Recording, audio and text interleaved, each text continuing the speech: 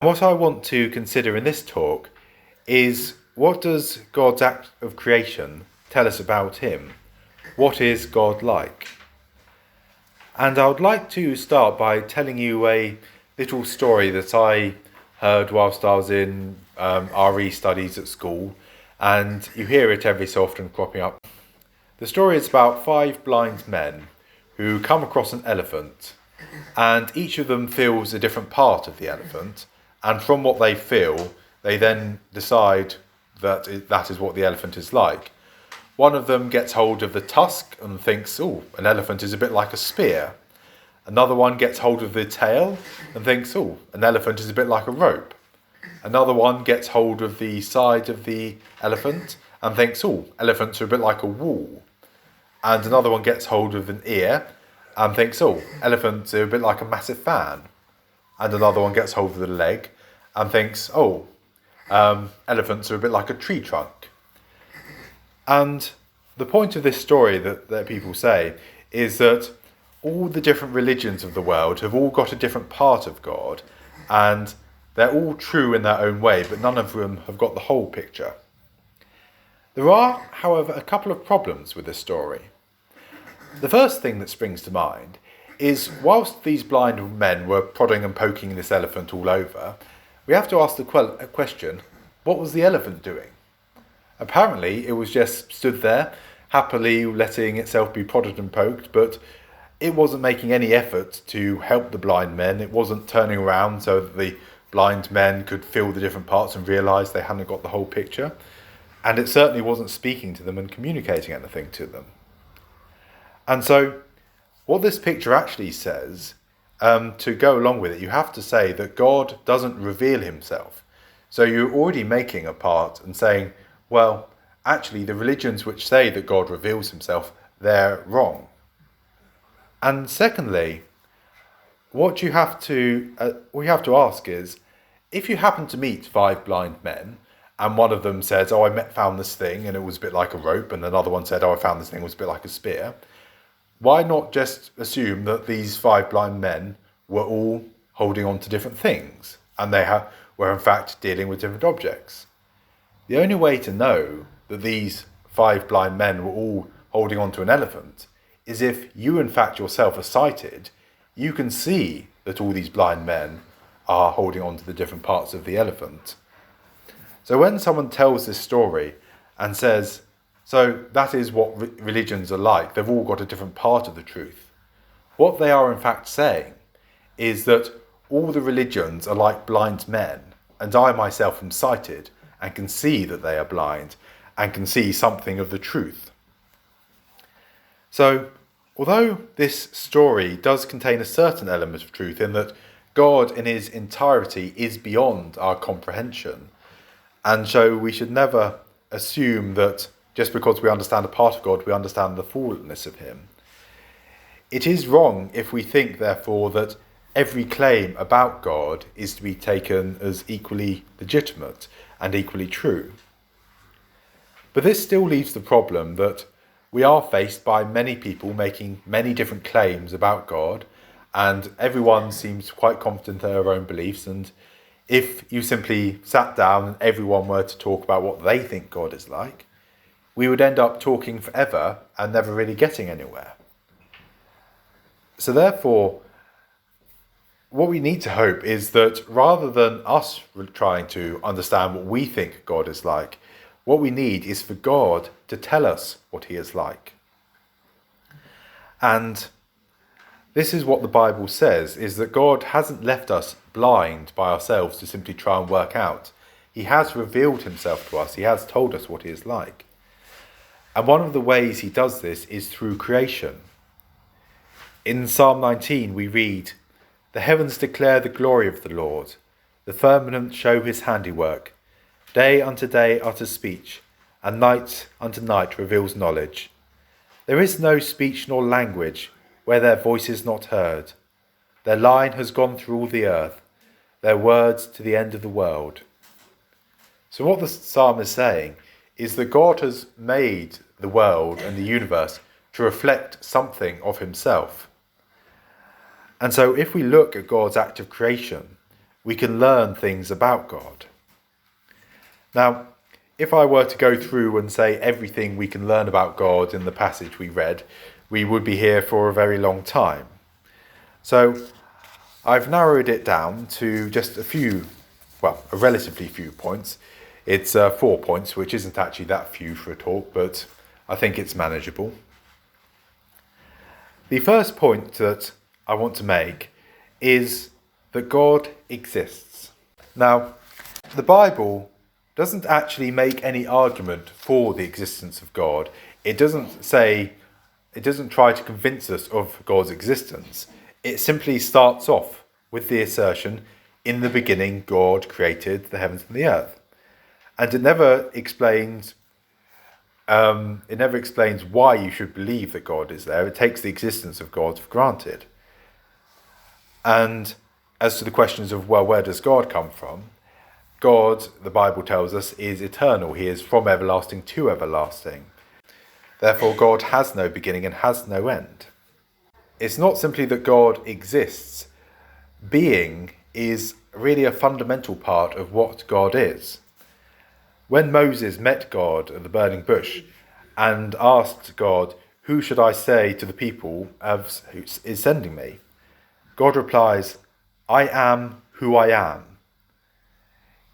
And he said, "Thus you shall say to the children of Israel, I am has sent me." So when asked to define himself, God says, "I am who I am." Now, we may think that's a bit innocuous. Any of us could say, "I am who I am." But really, I am who I am because of my biology and my upbringing and the various other factors that have gone into making me. And the same with everyone here. Everyone that exists is who they are because of the events leading up to them. Whereas only God can say, "I am who I am. I exist." Our English doesn't fully capture the meaning of what the Hebrew originally says. With the I am in English is a current tense. It's saying what you are at the present. In the Hebrew, the idea is that God, it's a continuous thing. That God was who he was, he is who he is, and he will be who he will be. And it's the same God throughout. So we see that God's existence is at the core of who he is. And it's not simply that he exists, rather that he is, and that everything else exists because of him. We read that God created the heavens and the earth. Heavens, in this instance, means everything you see up here, and the earth is everything down here. And at the end it says that God created completed the work of creation of the heavens and earth and everything in it. So basically, everything you see and know, God created. He is the creator and is distinct from the creation. And I will even go further to make a claim that everyone believes God exists. Now you may think, you're going too far there. Don't you know that there are atheists, people who deny the existence of God? There are people who are unsure of him, and there are people who have got very different ideas of who God is than you do. Well, we have to stop and think about what do we mean by when we say God. Now, certainly there are people who do not believe in a personal God, a God who has a character, and they don't believe that everything comes from him. They don't believe in him as the start of existence. But God is many things. In the Bible we find that God is truth, he is justice, he is beauty, he is the good. Not simply that there is a standard of goodness and God meets that standard, but he is himself the standard of goodness. God is love, he is the ultimate purpose and the reason for living. And so God has all these attributes, and he has put all these attributes in creation to reflect him. We read in Romans 1 verse 20, "For since the creation of the world, his invisible attributes are clearly seen, being understood by the things that are made, even his eternal power and Godhead, so that they are without excuse. Because although they knew God, they did not glorify him as God, nor were they thankful, but became futile in their thoughts, and foolish in their hearts were darkened. Professing to be wise, they became fools, and changed the glory of the incorruptible God into the image like corruptible man, of birds and four-footed animals and creeping things. So what Paul is saying here is that everyone recognises these things. Everyone recognises God and his attributes displayed in nature. But what they do is they reduce the idea of God to something that they can understand and accept. So if we were to talk to an atheist, most atheists would still say, yes, I believe in truth, I believe there's morality, I believe in an objective reality and existence. The philosopher Friedrich Nietzsche said, God is dead, we have killed him, talking about how our modern societies have moved away from belief in God. And I would add to that although philosophy and science may claim to have killed God, they haven't disposed of the body. What they've done is they've divided up everything that God is and parcelled it off into its own separate things. So people will see truth and justice and morality as separate things. They will see existence as separate to something like beauty. And they will say that what exists is the physical universe, and then our thoughts of love and consciousness arise out of the interactions of this physical universe. So rather than the core of existence being from God, the core of existence is in the physical world. So what they've done is they haven't got rid of God, they've just split him up, denied his personality and unity, but still kept most of him round just in separated forms. So the question is not then, does God exist? The question is, what is God like? Is he a personal God who is an individual, who engages with us as individuals? Or is he simply a collection of things, something we say when we don't know the answer to things? Is he simply the God of the gap? When we say, well, we don't know how this happens, that we then ascribe that to God? And the Bible's answer is positively that God does exist as not simply as a person, but as the supreme being. Which leads us on to the second point, that God is a God of power. Throughout the account we read together, we see again and again that God says something. He says, let there be, and then we have the expression, and so it was. So we have this constant pattern of let it be, and so it was. God says let it be, and so it was. And what this is telling us is that God is a God of power, that what God says does come about. However, God does not simply keep all the power to himself, he does delegate it. He has given some measure of power to humans. He has put humans on the earth, and he's given dominion over the earth to humans. Be fruitful and multiply, fill the earth, subdue it, and have dominion over the fish of the sea, the birds of the air, and over every living thing that moves on the earth. So here we see that God is powerful, that he does what he says, and also that he shares that power with us humans. We also see that God, although he is powerful enough to simply speak things into existence, he does also work across time. There's the sort of joke about the boy and the girl having little questions, and the girl asked the boy, so you're saying that God created the world in 6 days? And the boy was like, yes. 6 days, are you sure? Yes. Why did it take him so long? And the idea is that if God is so powerful, why doesn't he just do everything instantly? But here we see that God does take his time. He does work progressively. He builds up on things. We might say, well, why didn't God simply reveal everything from the very beginning? Why didn't he give everyone the same message at the very start, rather than having all this confusion about giving the law first of all, and then Jesus coming, and then we're not quite sure what we're supposed to do with the law? And why didn't God just have one message from the beginning? Well, because God does work progressively. he is unfolding his purpose in time. And he is showing that even though time progresses, God still fulfills his purposes. And the next thing we see about God is that he is a God of order and distinction. He has created an orderly universe.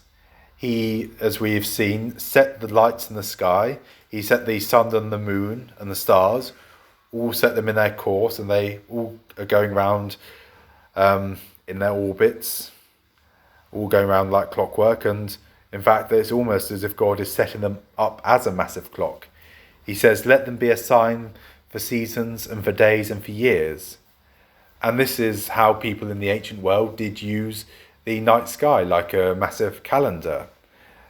Ancient people did have an appreciation of how the sky and the movements of the planets related to the passage of time. And God also, we see, makes distinction. To begin with, that we start off when we read that the earth was void and without form. And so everything's a bit shapeless and it's all dark. But God says, let there be light. And there was light. And then he divides the light and the darkness. He then divides the waters from the waters. So that's dividing the waters in the sea from the waters in the clouds and in the air. And then he divides the waters from the land. And he divides the different types of plants. So each plant brings forth a similar plant to itself. You don't plant a lemon tree and then start picking apples from it, nor do you pick coconuts from a tomato bush. God creates things in an orderly fashion. And so we see that God has created a world of order where things progress according to logical rules. And the people often don't like this about God, that he is a God of order and distinction. Whilst they may not have too much of a problem with distinguishing between land and sea, God constantly throughout this creation account declares that things are good. He says, God saw it and said that it was good. Now if God is saying this thing is good, what that by implication means is there is a possibility of something being bad. And people don't really like this. If God just continued saying, oh, that's good and that's good, so that he said of everything, well, that's good, then they may not have a problem. But the trouble is, God does say of some things that they are bad. And he does make distinction between things. We see that with God creating the system whereby trees and plants bring forth fruit, which then produces plants like them, he is showing that something which is inside reveals itself. And Jesus picks up on this point in the Gospels, where he says of people, you will know them by their fruits. Do men gather grapes from thorn bushes or figs from thistles? Even so, every good tree bears fruit, but every bad tree bears bad fruit. A good tree cannot bear bad fruit, nor a bad tree bear good fruit. Every tree that does not bear good fruit is cut down and thrown into the fire. Therefore, by their fruits you will know them. So what Jesus is saying is that the kind of actions we perform show the kind of people that we are inside. Because everything brings forth something according to its kind, the things we do show what we are truly like. And many of us don't particularly like that. We constantly blame our bad actions on external circumstances, saying, well, we did this thing because we were tired, or because we were drunk, or there were these other extenuating circumstances. Whereas what Jesus is saying is that your actions display what you are inside. If you do an action, it is because that is what you are like inside. If we lie, it is because we are not fully embedded in the truth. If we are envious of something and try to steal things, that means we have envy inside of us. And so the things that we manifest on the outside show what is in the inside. And we don't like this, that God stands over us in judgment saying that this is good and that is bad. We don't like the idea that God punishes us for that either. And we see, finally, that God is a God of relationships. We see that he makes man in his own image. What this shows us is that God has made man with the capacity to have a relationship with himself. He has made man so that he can have a relationship with God. In the next chapter, we read that God would walk in the Garden of Eden and would spend time with humans and would speak to them. We read in the book of Acts, Paul says, "He has made from one blood every nation of men to dwell on the face of the earth, and has determined their pre-appointed times and the boundaries of their dwelling, so that they should seek God in the hope they may grope for him and find him, though he is not far from each one of us." So we see here that God has created man in order for man to seek him and to have a relationship with him. And this relationship doesn't come from nowhere. Although we believe that God is one, we also find in the Bible that within that one Godhead there are three persons. And this often seems very abstract, but it's quite important to grasp because God is three persons from eternity. Those three persons can have a relationship with each other. They can have love and fellowship with each other. And what this means is that when God is sharing with us, he is extending this part of his personality. If God was just one by himself, then before he made anything else, he couldn't have been loving. He couldn't have been a communal God before he made anything. But because he is three persons, he is capable of having relationships, and therefore is capable of having a relationship with us. And we see the Trinity at work in creation, where we have God the Father directing things, and God the Son going forth. We read in John's Gospel, "In the beginning was the Word, and the Word was with God, and the Word was God. He was in the beginning with God. All things were made through him, and without him was nothing made that was made. In him was the life, and the life was the light of men. And the light shines in the darkness, and the darkness did not comprehend it." So we see here that we have the Father directing, the Word, which is Jesus, there with God, creating everything, and you have the Spirit of God moving over the face of the earth and bringing the things into being. And God continues this triune work to re-establish the relationship with mankind. Because as we know, mankind did not stay in this state of relationship with God, but fell into sin. And we do sin and we do things which God is not pleased with. And those things do deserve punishment, which God has to do because of his holy nature. But we also know that God did not leave us in this state of sin, that one of the persons of the Godhead, Jesus, did come to earth.